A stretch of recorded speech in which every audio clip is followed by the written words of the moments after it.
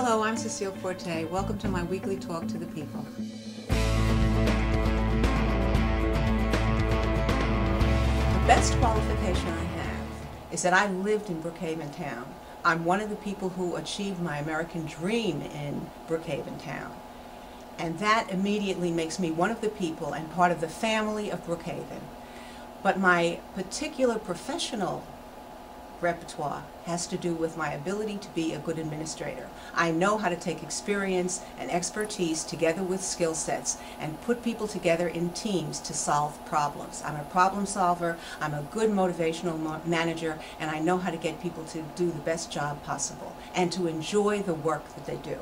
So that makes me qualified. 9.5 years working for the planning board. I know my way around town hall, and I know my way around businesses and how to bring jobs to Brookhaven town. So I'm ready to go. I called for an independent review because I am astounded at this budget. This budget makes no sense.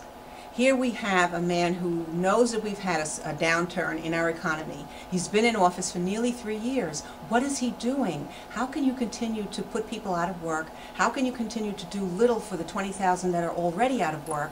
And how can you produce a budget that does not reflect the needs of the town? To my way of thinking, the only way to make sure that this is a budget that is realistic, and I don't believe it is for an independent agent to come in and to take a look at it. Hi, Cecile. Can I just ask you a question about Supervisor Lesko's budget that he just proposed? Because I just don't quite understand. I understand he still has the $3 million in backdoor taxes in there, and I know that you called for an audit, which I'm happy about, because what has he been doing for the past 3 years? He's looking at some kind of a job fair when he doesn't even do anything to bring any business into our area. You know, it's the difference between leadership and politics as usual. What's happening in this case is here is a man who has not taken the care that he should have with the budget. He's spending more than he can. He hasn't done what we do as homeowners and as taxpayers. We have to rein in our spending at home, so we tighten our belts. Government has to do the same thing. He has not done that. So here he has a budget where he's laying people off, where he's going to have services for youth taken out of the budget altogether and unavailable in the town.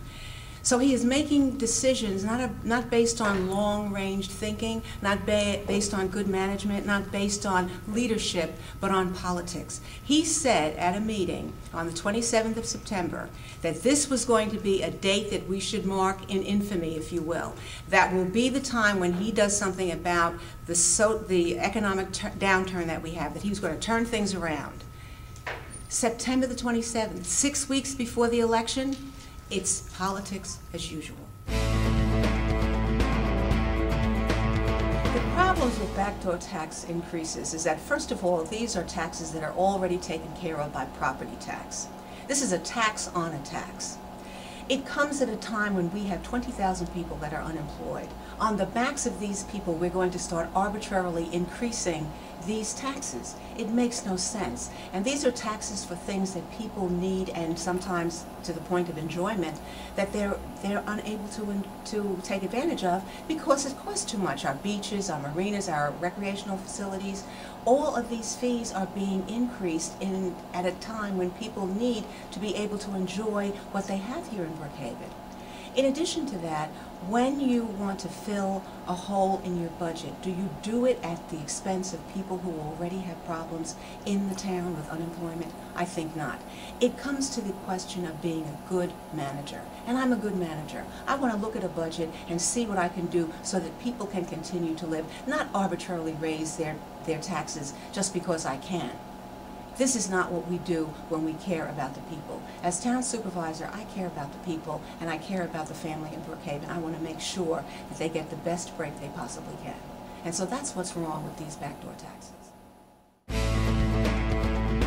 have a couple questions for you. One, what are we going to do about sober houses in the community as far as, you know, at least spending out and putting them elsewhere to share the burden and not put the burden on us? Well, first of all, I believe that one community is every community. All of the communities within the town of Brookhaven have to be considered. There's no one community that should get an overload of sober houses or anything else, jails, anything else. I think that has to be shared. And I think what we will do when I am your town supervisor is to make certain that we spread the burden and that we monitor these sober houses and make sure that people are protected more than anything, so that you can live the life that you want to in Brookhaven town. Also, my next question is, how are we going to advocate Cuomo to stop saying he's not raising taxes, but he's taking state aid away from the schools, which initially is raising out taxes without him blamed?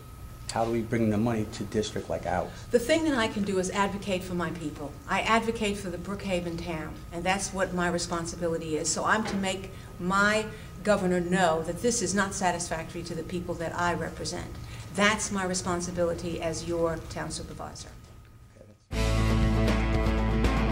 Unemployment has risen in the town of Brookhaven. It's hard for me and other individuals who have graduated college to get a job. How are you going to help create jobs in the town of Brookhaven? First of all, you should be encouraged that having a college degree is going to mean that you have a greater chance of getting employment than others. You certainly do. So that wasn't a wasted effort. But I have to tell you quite honestly, we have 20,000 people that are unemployed in the town of Brookhaven at the present time. We've got a lot of work to do to be able to help those people to get jobs. What we hope to do is to make sure that we welcome businesses. We must be pro-business. We have to have a customer-friendly attitude. We must know customer service to bring businesses to us. And there are a lot of businesses that would come to Brookhaven that are leaving us now and going to Islip and Riverhead because they can have an easier time of it. It takes preparation and time, but if you trust me, we'll be able to get that for you so that you'll be able to live here and have employment and use that college degree that you work so hard for. After college, I came back home to the town of Brookhaven looking for jobs. I came back looking to purchase some sort of housing. And right now, with the current administration, it's unaffordable for me, and I won't be able to live here. What are you going to do differently? Well, what I'm going to do differently first and foremost is make sure that we have a workforce for workforce affordable housing. That's very important. We've got to create the base of business for you to get a job so that you can buy what you want to buy. Think of it this way. We have a number of affordable houses that are in foreclosure. Those houses can be refurbished, along with the building that we do too, because building is a good thing. But we can get those houses available to you at an affordable rate so that you can own a home, just as your parents may have owned in the town. We are looking to make sure that families can get what they're looking for on the market and making that available to you. In the future, I look to own a small business. How can you help small businesses? I have ideas for small business because small business is at the heart of Brookhaven town. We have a lot of large businesses that we want to encourage as well, but small business really has to do with satisfying our individual families' needs in the town. So I have many ideas that I can put together for you in a plan that will help you to start that business and to give you incentives to do it. Cecile, putting taxpayers first and protecting Brookhaven's future is your plan. Can you tell me about it? I'd be glad to. My plan, first of all, is to repeal backdoor taxes. It's very important for us to get rid of that $3 million charge to the taxpayers, first and foremost. In addition to that, what I'm looking at is the business community and bringing more business into our town. We have a problem that needs to be solved almost immediately. We have not been able to attract business. Business is going to Riverhead and Islip and not coming to Brookhaven town. There is not where they belong. They belong with us. We have to be more customer service oriented. We have to have pro-business attitudes, and that I want to institute. I will do that when I get into the town supervisor's position almost immediately. In addition to that, we cannot spend what we don't have. We have to tighten our belts. The people out there have to do that in their own homes. We've got to do it in government. We have to make our government more efficient. We have to make it run in such a way that it benefits the people and does not put an undue burden on them. So my plan is to make sure that we take care of those things. And to do that, we've got to put ourselves on solid footing, and that's what my plan is all about. I'm looking to our future. We've got to have our young people here. We've got to have our seniors here. We've got to have the town that I came to in 1970 that fulfilled my American dream. Everybody out there has one, and I want them to have theirs as well. So that's what we're going to do with that plan. I'm Cecile Forte. I'm asking for your vote on November the 8th.